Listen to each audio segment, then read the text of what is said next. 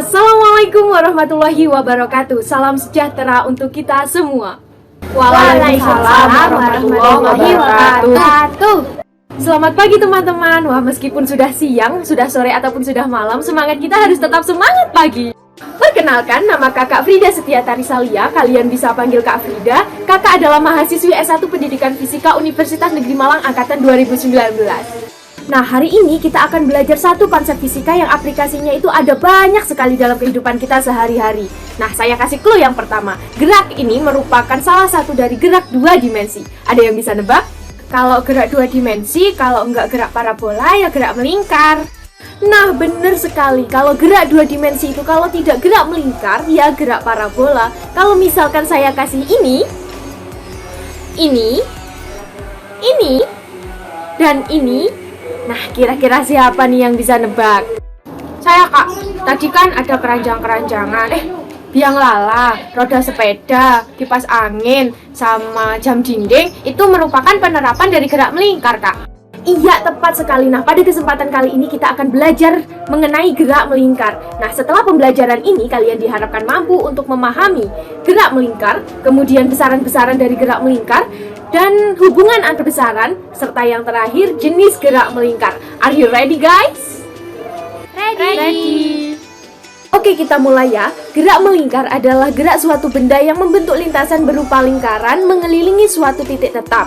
Berbeda dengan gerak lurus yang lintasannya hanya berupa garis lurus horizontal.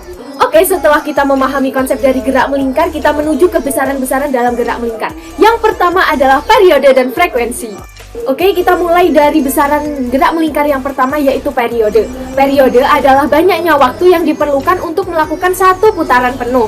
Nah, periode ini dilambangkan dengan T besar dan dapat dirumuskan dengan T besar sama dengan T kecil per N, di mana T kecil adalah waktu yang diperlukan dan N adalah banyaknya putaran.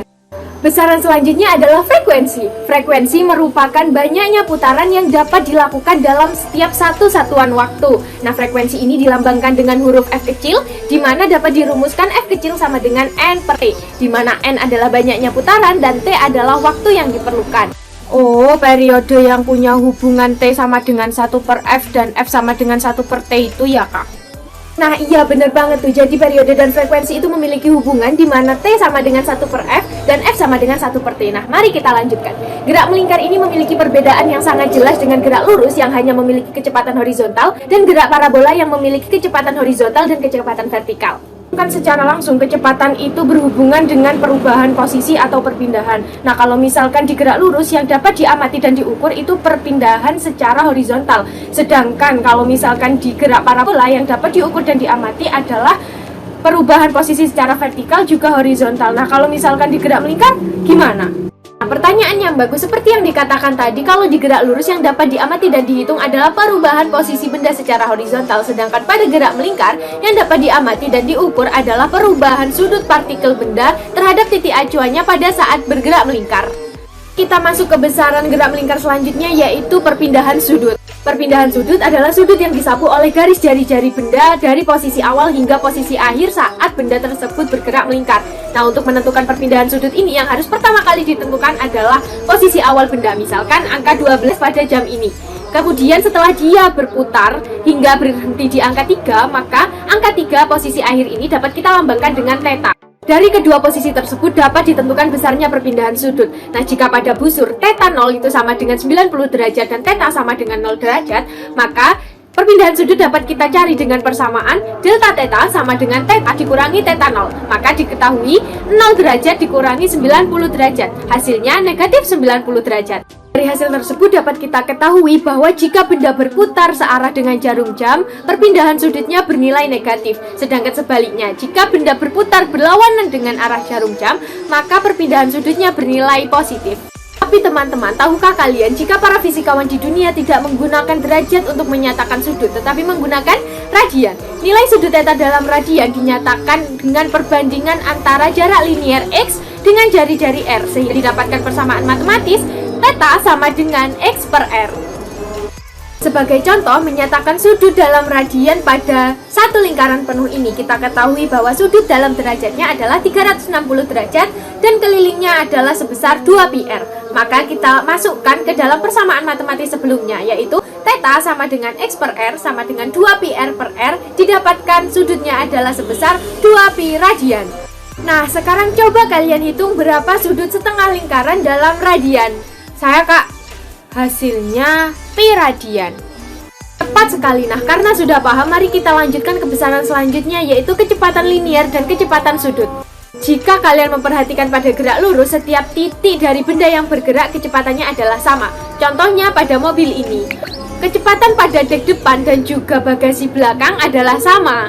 Kan tetapi pada gerak melingkar, setiap bagian dari benda yang bergerak melingkar kecepatannya berbeda loh. Perhatikan biang lala ini, keranjang-keranjang pada biang lala ini bergerak lebih cepat daripada jeruji-jerujinya. Bahkan, pusat poros biang lala ini terlihat sama sekali tidak berputar atau kecepatannya 0. Hal tersebut karena yang kita bicarakan adalah kecepatan linier. Kecepatan linier ini bergantung pada besarnya perpindahan linier benda, yang dalam hal ini dapat diwakili dengan jari-jari lintasan. Sehingga semakin dekat dengan pusat lingkaran, maka kecepatan liniernya akan semakin kecil, karena perpindahan posisinya akan semakin kecil, dan sebaliknya. Dapat diamati pada demonstrasi berikut, kecepatan kaleng lebih besar daripada kecepatan pita kuning. Kemudian untuk besaran selanjutnya yaitu kecepatan sudut atau kecepatan anguler. Kecepatan sudut ini dilambangkan dengan omega. Kecepatan sudut dipengaruhi oleh perpindahan sudut benda tiap satuan waktu. Hal ini dapat diamati pada demonstrasi berikut di mana pita kuning dan juga kaleng memiliki kecepatan sudut yang sama karena menyapu sudut yang sama tiap satuan waktunya.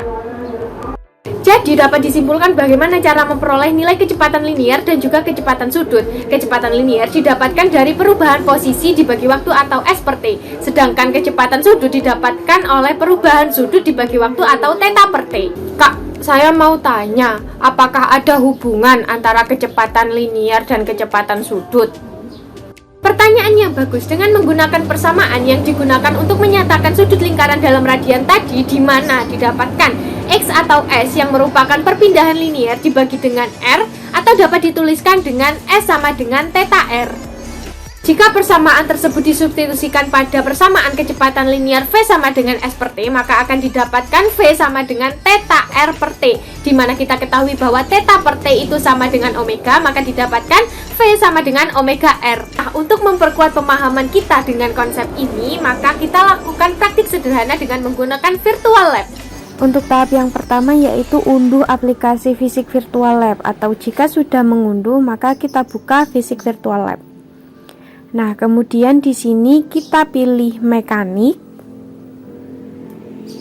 Nah, selanjutnya kita pilih circular motion. Nah, kemudian di sini kamu bisa memvariasi jari-jari dengan menambahnya atau menguranginya.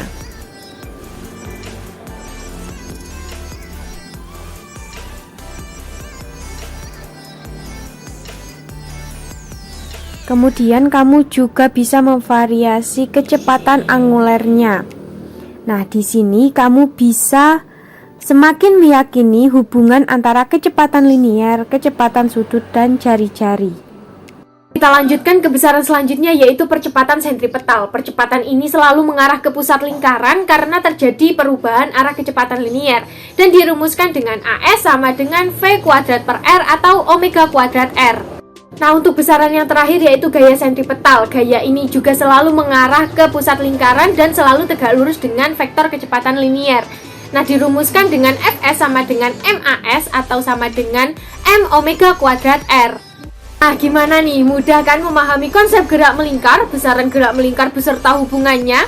Hei, iya Kak, mudah dipahami kalau gerak melingkar itu adalah gerak yang lintasannya berbentuk seperti lingkaran dan mengelilingi suatu titik yang tetap. Kemudian punya besaran-besaran diantaranya frekuensi, periode, perpindahan sudut, kecepatan linier, kecepatan sudut, gaya sentripetal, dan juga percepatan sentripetal. Alhamdulillahirrabbilalamin, ya benar sekali. Jadi pembahasan pada kali ini kita cukupkan sampai di sini dulu ya. Untuk jenis-jenis gerak melingkar akan disampaikan pada video selanjutnya. Jangan lupa ditonton ya, jalan-jalan ke taman kota, jangan lupa menemui nyonya. Mohon maaf jika ada salah kata, terima kasih perhatiannya. Akhirul kalam, wassalamualaikum warahmatullahi wabarakatuh. Sampai jumpa.